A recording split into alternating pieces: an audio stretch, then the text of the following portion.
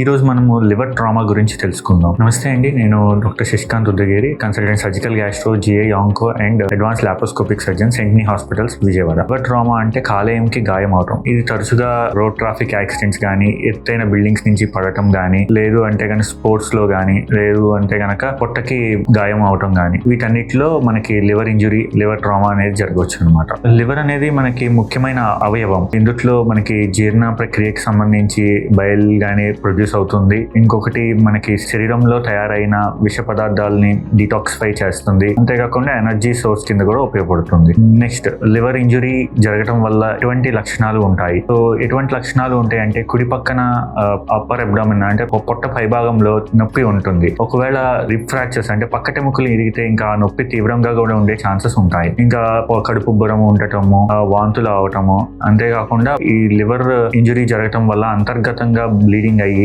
BP తగ్గటం, heart rate పెరగటం. అంతేకాకుండా బీపీ తగ్గటం వల్ల మెదడుకి రక్త ప్రసరణ తగ్గి కళ్ళు తిరగటం కానీ, స్పృహ కోల్పోవడం కానీ జరగవచ్చు.